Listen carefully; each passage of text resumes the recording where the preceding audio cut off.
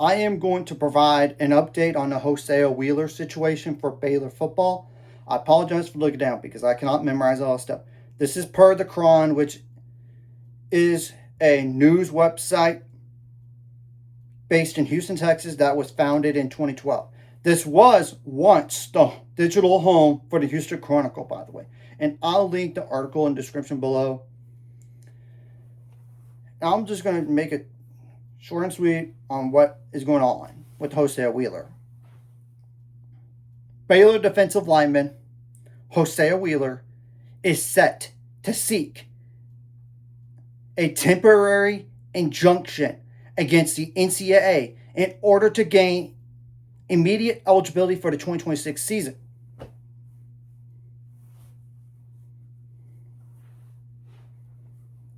I was beginning to wonder when this type of action would be had to be taken. It's just insane that Hosea Wheeler still doesn't know if he was going to play college football this season for Baylor University for the 2026 season. He would be an impact player on the defensive line. I'm just saying that right now. And it's just extremely pathetic by the NCAA to keep dragging this eligibility stuff on and putting athletes in limbo, like they are the puppet, while the NCAA is a puppeteer. It is very cruel to the player, the players' families, the players' friends, the coaches, the teammates of the player, the university, and the fans.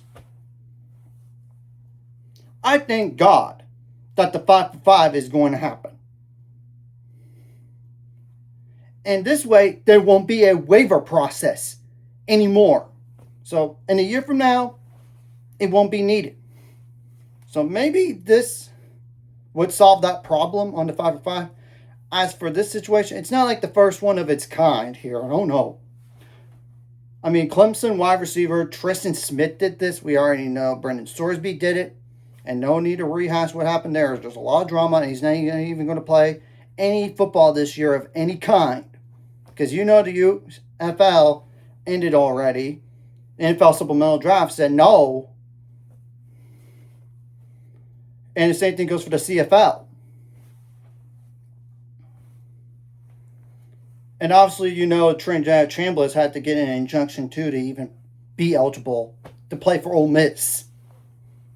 So it's not like it's the first one of its kind. It's honestly a wait and see process on the injunction. And he should have known by now, honestly. He should have known by February 10th. That was the original date. Yet, it's getting further and further away from that date. It's past spring football. It's past NFL combine workouts, individual workouts with teams, interviews with teams before the draft, the NFL draft, undrafted free agent signing.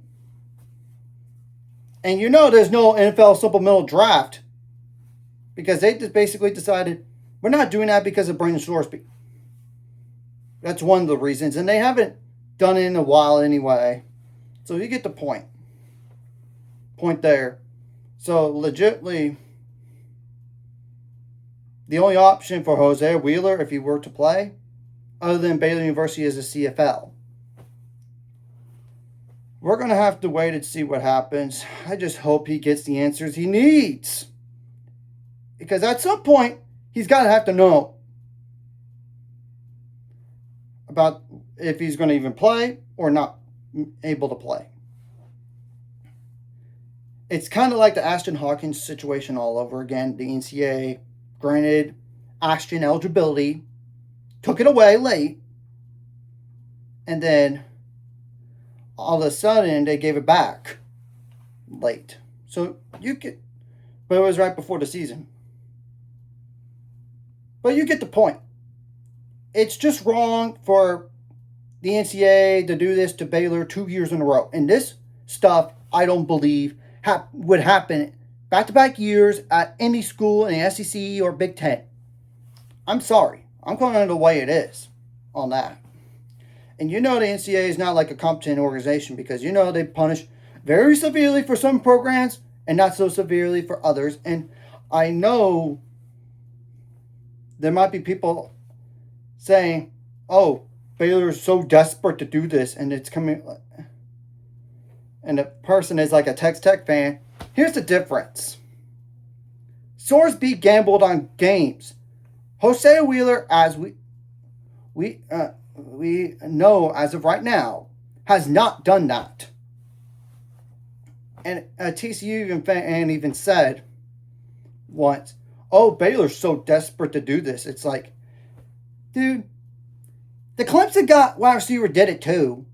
So it's not like it's not normal or anything like that. And I didn't even mention that there was a hardship waiver needed for TCU women's basketball to get Sedona Prince to play for another year of eligibility. So you guys get the point. Hopefully this situation gets resolved soon. Because like I said, it's not fair for the player, the family of the player, the teammates, the friends of the player, the coaches, the university, and the fans. Especially when we know this type of player would make a difference on the defensive line for Baylor. And Baylor still needs answers on a few other guys like Yakiri Walker, potentially Cooper Lovelace, but he didn't even play at Colorado last year, so I think he would get another year. But you never know with these waiver deals. It's a case-by-case basis. And at some point, the NCAA has to give answers and do it promptly. Because the way this is going, it's taking forever and a day here. And it's getting ridiculous. So you guys get the gist of this.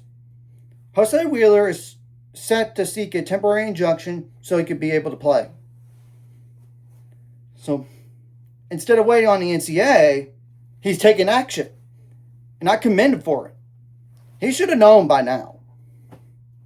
Way earlier.